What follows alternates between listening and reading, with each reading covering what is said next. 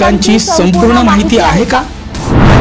कायद्याचे गूढ उलगडणार, सत्य समजावून सांगणार तज्ञ वकील, महत्त्वाच्या कायद्यांपासून ते गुंतागुंतींच्या प्रकरणांपर्यंत स्पष्ट उत्तर, ठोस मार्गदर्शन, एक व्यासपीठ जिथे प्रत्येक प्रश्नाला मिळेल योग्य उत्तर। लवकरच येत आहे कायद्याचा नवा कट्टा, फक्त BBS न्यूज नेटवर्क 24 तासवर, जिथे प्रत्येक शब्दाला असतो न्यायाचा आधार।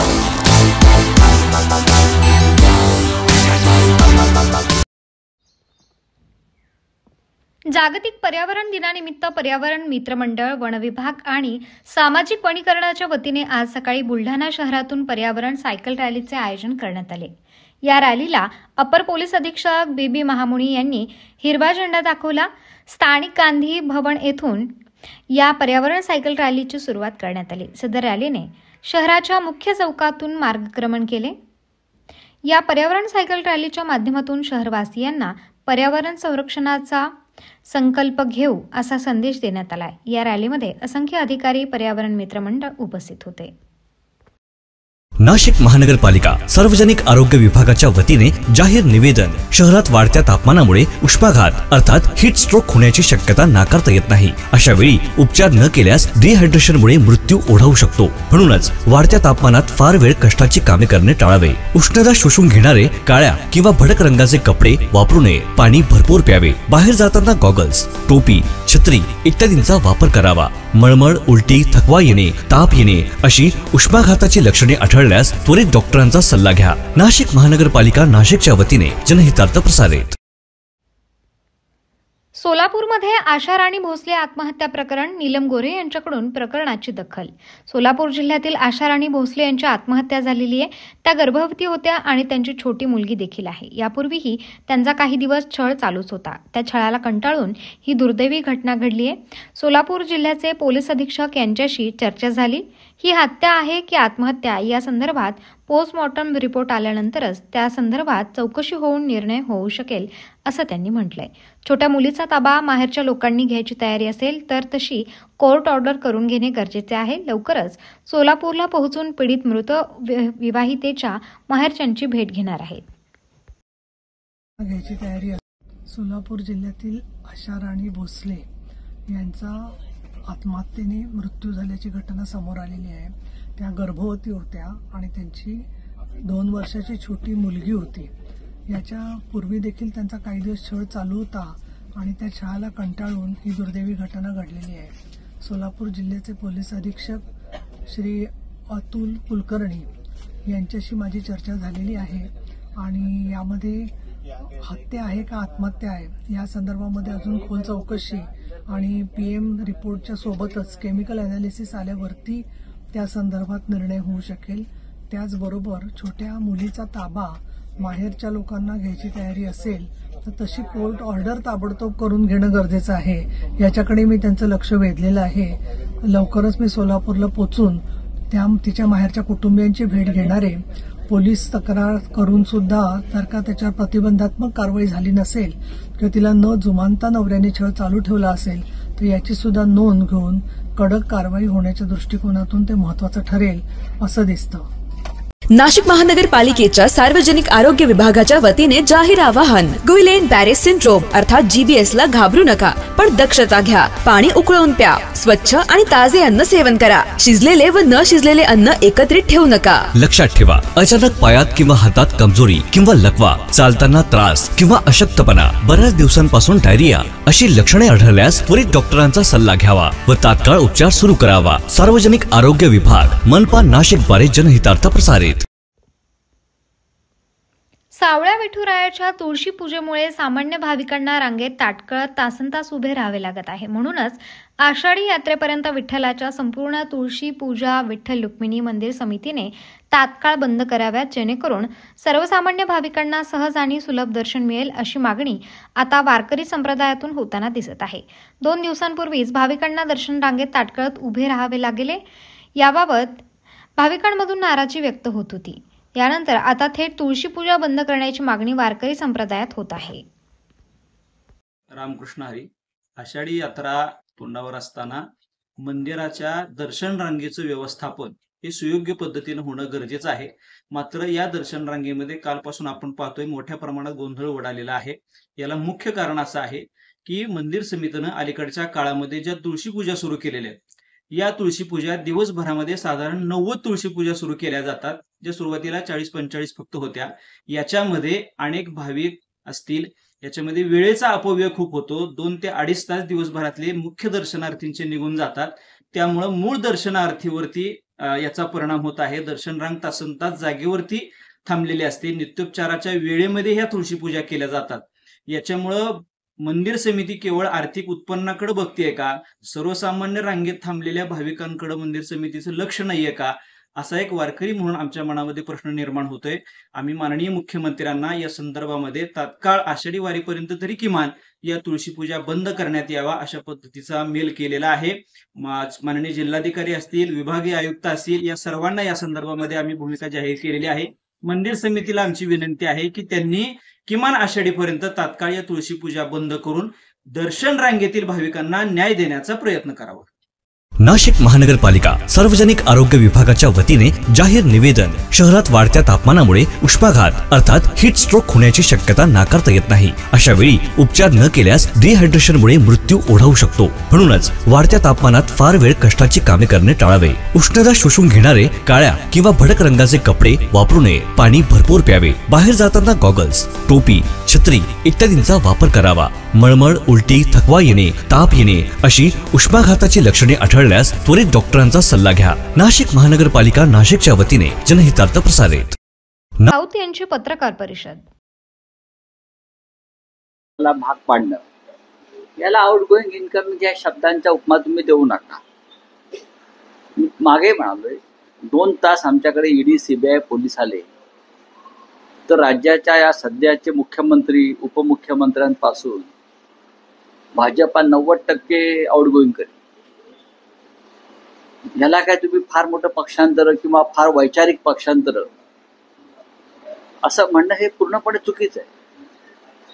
आता कोणाला जायचं आहे, कोणाला थांबायचं आहे त्यांचा प्रश्न असतो.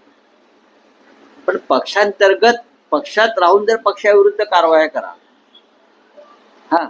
तर तुमच्यावरती कारवाई केली जाईल. शिवसेना, माननीय उद्धव बाळासाहेब ठाकरे ज्या पक्षाचे प्रमुख आहेत, म्हणजे बाळासाहेब ठाकरेंची शिवसेना, हे कोणत्याही प्रकारचं दबाव आणि ब्लॅकमेलिंग सहन करणार नाही. हा पक्ष सगळ्यात जुना पक्ष या देशाच्या राजकारणातला आहे. भले अमित शहानी त्यांचा कंडू शमवण्यासाठी त्यांचा जो सूड महाराष्ट्रावर घ्यायचा आहे त्यांना, त्यासाठी हा पक्ष फोडण्याचा प्रयत्न जरूर केला असेल आमदार, खासदार एकनाथ शिंदेसारखे लोक. पण मूळ पक्ष हा मूळ पक्षच आहे. आणि भविष्यात शिवसेना काय आहे हे अमित शहानाही समजेल, नरेंद्र मोदींना समजेल आणि देवेंद्र फडणवीस यांनाही समजेल.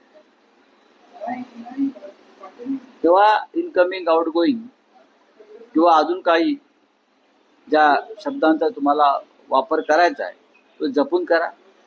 पक्षांतर्गत कोणतेही हेवे दावे, ब्लॅकमेलिंग, दबाव हे शिवसेना पक्षप्रमुख स्वीकारणार नाही. तुम्ही म्हणतात की पक्षांतर्गत ब्लॅकमेलिंग खपवून घेतलं जाणार नाही, पक्ष शिस्तीचं उल्लंघन झालं तर कारवाई होईल. पण बडगुजर असं म्हणतायत की नेमकं मी काय पक्ष शिस्तीचा बघा, आमच्यासाठी तो विषय संपलेला आहे. कारवाई झाली, विषय संपला. त्याच्यावरती चर्चा करण्या इतपत आता त्या विषयाला आमच्याकडे काही महत्व नाही. आम्ही ठीक आहे का असेल तर आम्ही चर्चा करू. पण माननीय पक्षप्रमुखांच्या आदेशाने झालेली कारवाई ही कधीही चुकीची नसते. त्या कारवाईसाठी फार विचार केला जातो, आपापसात चर्चा केली जाते, स्थानिक पातळीवर चर्चा केली जाते आणि त्यानंतर अशा प्रकारची कारवाई केली जाते. चुकीच्या कारवाई आमच्याकडनं होत नाही. मी म्हणजे पक्ष, कुठे मी म्हणजे पक्ष, माझ्यामुळे पक्ष, मी सांगेन तोच पक्ष, हे धोरण शिवसेनेत कधीच राबवलं गेलं नाही. माननीय बाळासाहेब ठाकरेंपासून ते माननीय उद्धव ठाकरे साहेबांपर्यंत.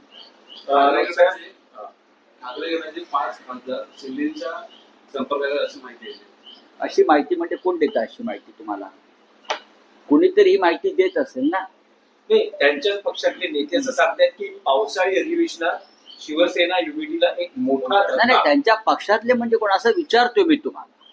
मी उद्या असं म्हणालो की त्यांच्या पक्षाचे 6 खासदार भाजपात सामील होत आहेत अशी सूत्रांची माहिती आहे आणि त्यांच्या पक्षातले 22 आमदार हे अजित पवार गटात सामील होत आहेत आणि उरलेले 10 गिरीश महाजन खिशात घेऊन फिरत आहेत. तर त्याच्यावर तुमचं काय म्हणणं आहे का? असेल तर मला सांगा. माझ्याकडे माझी सूत्रांची माहिती पक्की आहे. गिरीश महाजन एकनाथ शिंदेचा पक्ष फोडतात, ही सूत्रांची माहिती आहे. गिरीश महाजन खासगीमध्ये असंही बोलतात की एकनाथ शिंदेचा पक्ष मी जमीनदोस्त करेन, असं ते खासगीत फडणवीस आणि त्यांच्या चर्चा सुरू आहे सध्या. तर नाशिक महानगरपालिकेच्या सार्वजनिक आरोग्य विभागाच्या वतीने जाहीर आवाहन. गुइलेन बॅरेस सिंड्रोम अर्थात GBS ला घाबरू नका, पण दक्षता घ्या. पाणी उकळून प्या. स्वच्छ आणि ताजे अन्न सेवन करा. शिजलेले व न शिजलेले अन्न एकत्रित ठेवू नका. लक्षात ठेवा, अचानक पायात किंवा हातात कमजोरी किंवा लकवा, चालताना त्रास किंवा अशक्तपणा, बऱ्याच दिवसांपासून डायरिया अशी लक्षणे आढळल्यास त्वरित डॉक्टरांचा सल्ला घ्यावा व तात्काळ उपचार सुरू करावा. सार्वजनिक आरोग्य विभाग, मनपा नाशिक द्वारे जनहितार्थ प्रसारित. विदर्भातील शेतकरी आणि बेरोजगारांच्या दुःखाचे मूळ राज्यकर्त्यांच्या येथील उदासीनतेत आणि सिंचनात दडलेले आहे. ही स्थिती सुधारत नाही तोपर्यंत विदर्भाचा विकास होणे शक्य नाही. त्यासाठी वेगळे विदर्भ राज्य निर्माण होणे हेच उत्तर आहे, असे प्रतिपादन माजी आमदार तथा विदर्भ राज्य आंदोलन समितीचे अध्यक्ष माजी आमदार वामनराव चटप यांनी केले. भंडारा, गोंदिया आणि गडचिरोली या 3 जिल्ह्यांचा पूर्व विदर्भाचा स्वतंत्र विदर्भ राज्य निर्मिती मेळावा शनिवार दिनांक 7 जूनला भंडारा येथे बालाजी लॉनमध्ये होऊ घातला आहे. त्या संदर्भात माहिती देण्यासाठी घेतलेल्या पत्रकार परिषदेत त्यांनी ही टीका केली. ते म्हणाले, राज्यात कालपर्यंत शेतकऱ्यांच्या आत्महत्या होत होत्या.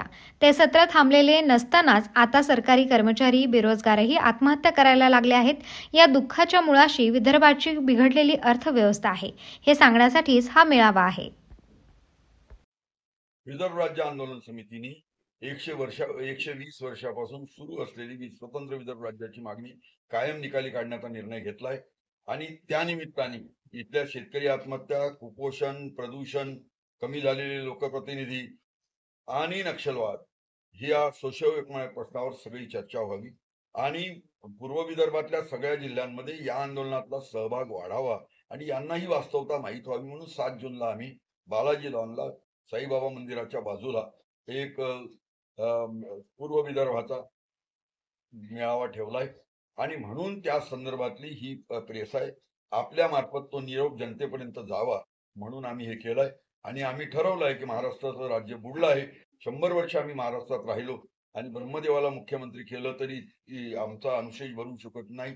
इथलं सिंचन वाढत नाही, प्रदूषण थांबत नाही, कुपोषण थांबत नाही, शेतकरी आत्महत्या थांबत नाही, सोशिओ इकॉनॉमिक नक्षलवादी प्रश्न थांबत नाही, 4 आमदार 1 खासदार कमी झालेला वाढत नाही आणि या सर्व प्रश्नाचं एकच उत्तर म्हणजे ते म्हणजे विदर्भाचं स्वतंत्र राज्य.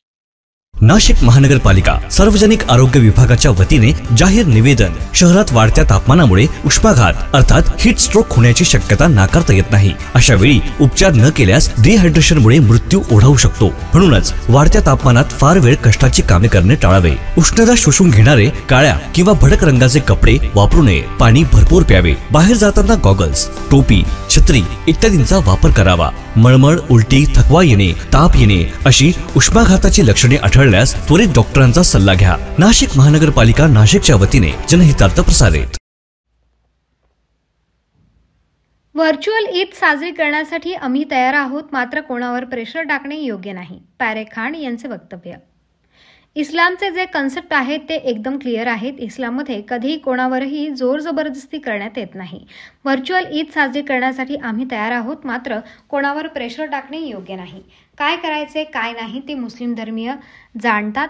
आमच्या समाजाची पद्धती काय आहे ते आम्हाला माहीत आहे. ते त्यांनी सांगायची गरज नाही, असं नितेश राणे यांच्यासाठी पॅरेक खान यांनी म्हटलंय. कधी कोणत्याही मुस्लिमाने होळी किंवा दिवाळीबाबत बोललं असेल तर सांगा. मुस्लिमांनी कधीही कोणाच्या सणावर टीका टिप्पणी केली नाही. आमच्याकडे लहानपणापासून दिवाळी साजरी करतात, फटाके फोडण्यात येतात. राणे यांनी म्हटलं की मी त्यांना नमस्कार करतो, तर नमस्कार करणे हे आमचे संस्कार आहेत. मित्रांना भेटल्यावर नमस्कार करणे हे आमचे संस्कार आहेत. मी गडकरी, फडणवीस यांच्यासोबत राहतो, त्यामुळे मी संस्कारी आहे.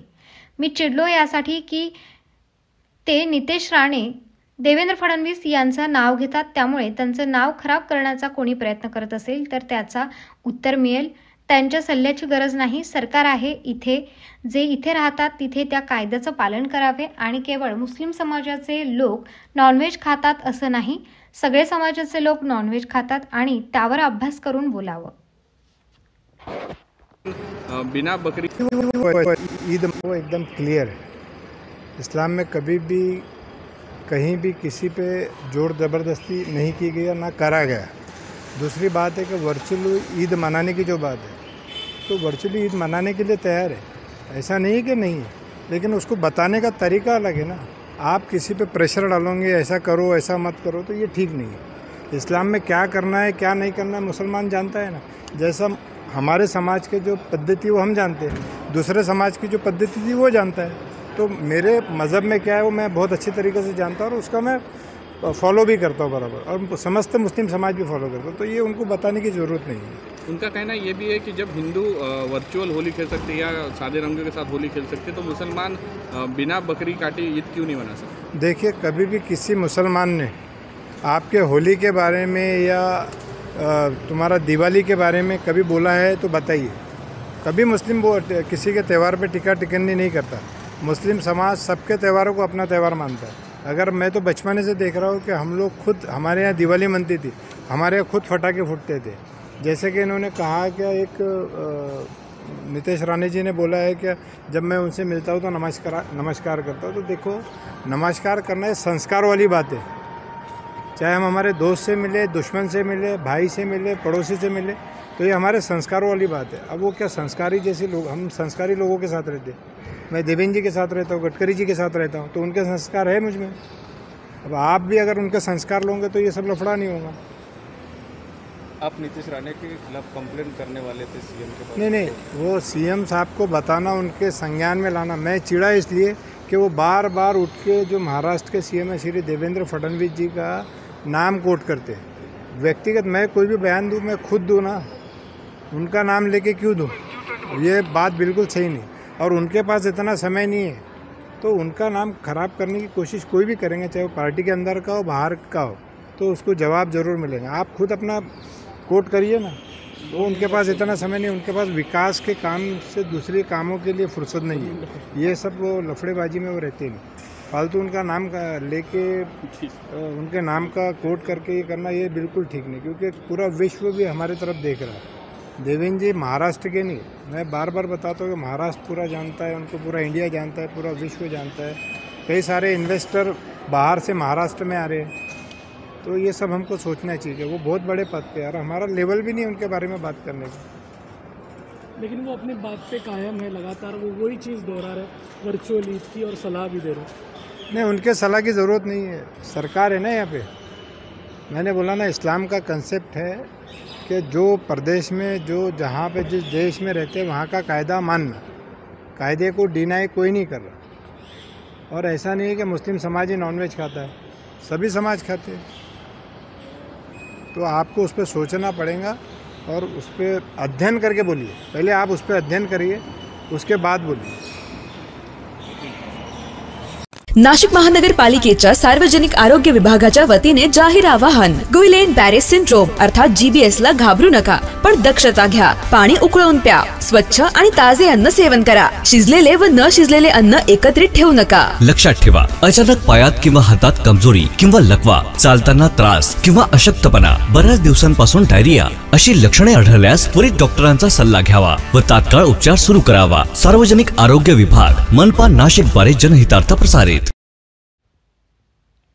राज्य सरकारने 2 जून पासून मच्छीमारीवर बंदी घातली. त्यामुळे मच्छीमारांना इतर उपजीविकेचे कोणतेही साधन असल्याने त्यांच्यावर वाईट वेळ आली आहे. यावेळी त्यांना काही अनुदान दिले जाते, मात्र ते थेट मिळत नसल्याने सोसायट्या अनुदानमध्येच गिळंकृत करतात. त्यामुळे अनेक मच्छीमार चोरीने मच्छीमारी करतात, कारण त्यांना दुसरे साधन नाही. त्यामुळे सरकारने याबाबत गंभीर दखल घेत अनुदान थेट असे मिळेल याबाबत ठोस उपाययोजना करावी. त्याच्यावर तुमची पहिली प्रतिक्रिया काय आहे? महाराष्ट्र सरकारने जे प्रतिबंधित कारवाई लावलेली आहे जी मच्छीमारीवर, जी आता 2 तारखेला 2 जूनला मच्छीमारी पूर्ण बंद झालेली आहे पूर्ण महाराष्ट्रातली.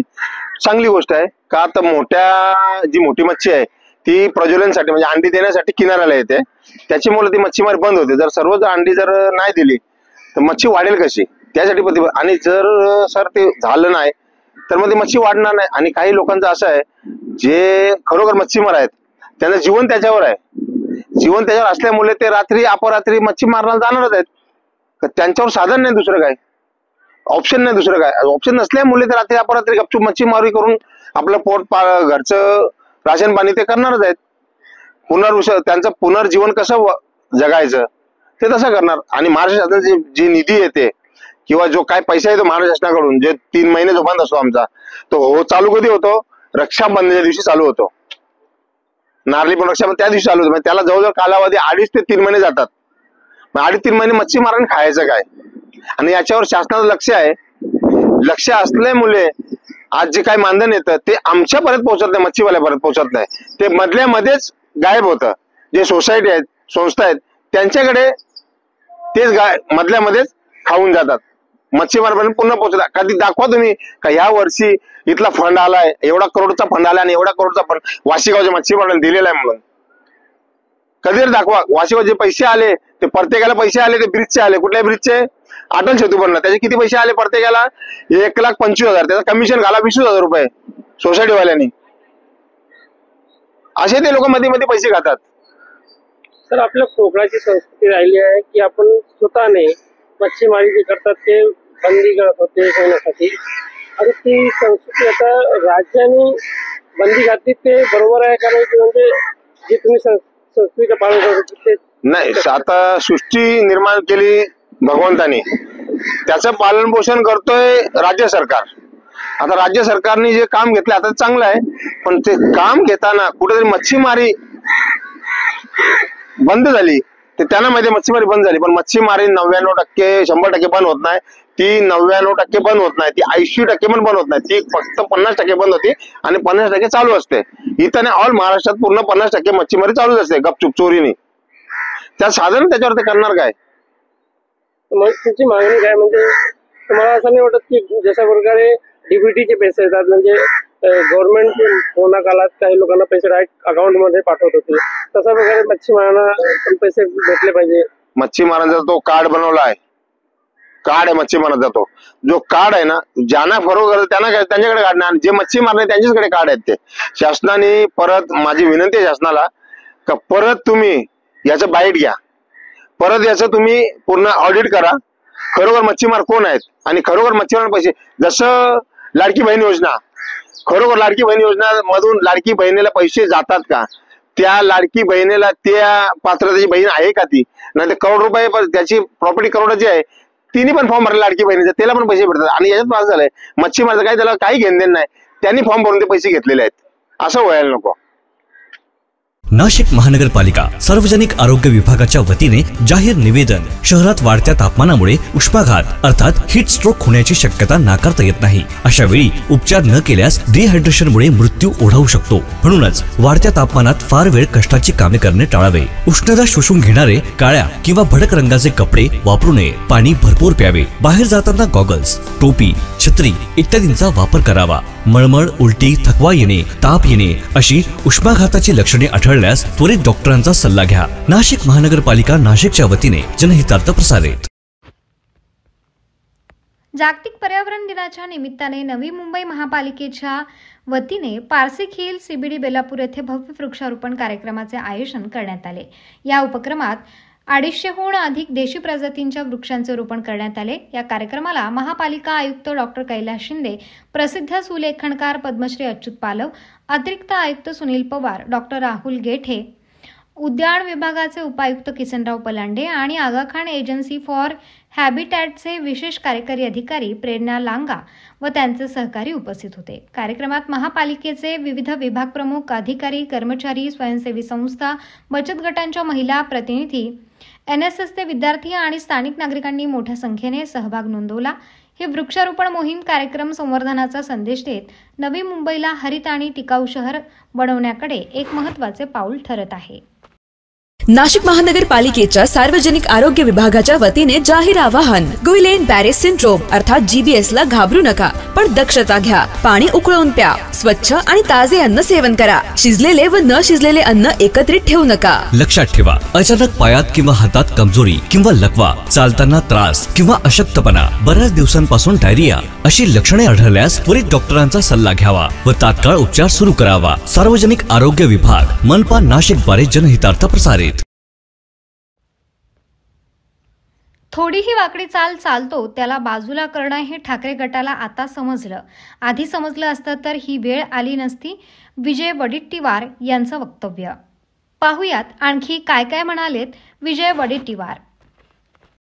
काँग्रेसची चांगली ताकद आहे. शिवसेना उद्धव ठाकरे पण खूप दावा करत आहे.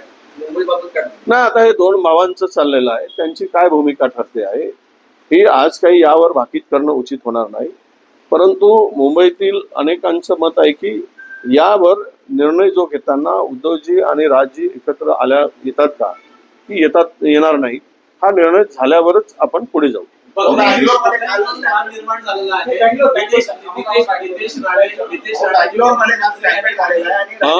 नितेश राणे जे कॅबिनेट मंत्री आहे आणि पॅरे खान जे भाजपचे समर्थक आहे, दोघांमध्ये वाद सुरू आहे. हे बहुतेक दोन विरोधी पक्षातच भाजपचे दोन नेते आलेले आहेत. या वादावर तुम्ही बकरे कसा लागता? यातला बकरे कोण शोधत आहे हा खरा प्रश्न येतो.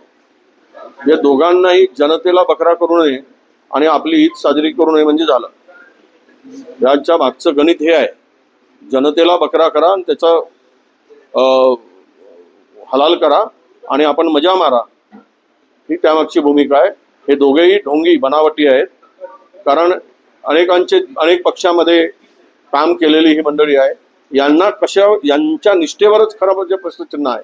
त्यामुळं या अशा लोकांच्याकडून जनतेने हे कपडे वस्त्र कुठलेही घालोत, दोघे कशीही टोपी घालोत, पण हे टोपीबाज आहेत हे महाराष्ट्रातील जनतेला ठाऊक झालं.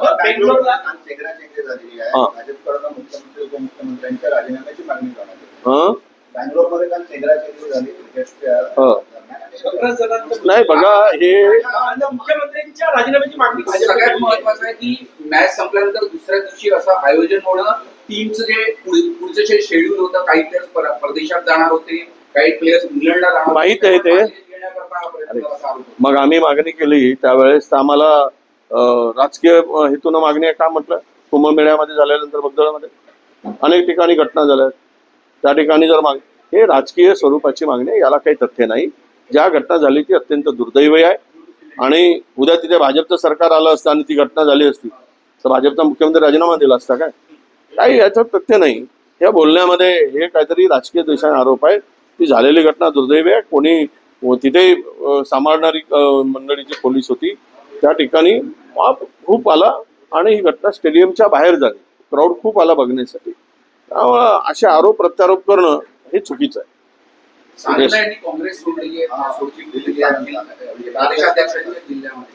असं आहे, काही लोकांच्या मनामध्ये सत्तेचा जर इच्छा जागृत झाली आणि सत्तेमध्ये राहण्यासाठी त्यांना पाऊल टाकावं लागत असेल तर त्यांना ते लखलाभ आहे. पण असं आहे की मान सन्मान, मी नेहमी म्हणत असतो, काँग्रेसमध्ये राहाल तर इकडे तुम्हाला सन्मान मिळेल, मान मिळेल. तिथे जाऊन काय मिळेल हे येणार तुम्हाला दिसेल. म्हणून माझी भूमिका नेहमी मी म्हणत असतो की समृद्धी महामार्ग पूर्णपणे आज पुरा होतोय, वेळ पूर्ण झाला, एका दोन पॅचेस दिले झाले. शक्तीपीठ महामार्गही आता आरेटून धरला जाणार आहे असं दिसतंय. विरोधक स्वागत करतायत विकास कामांचं.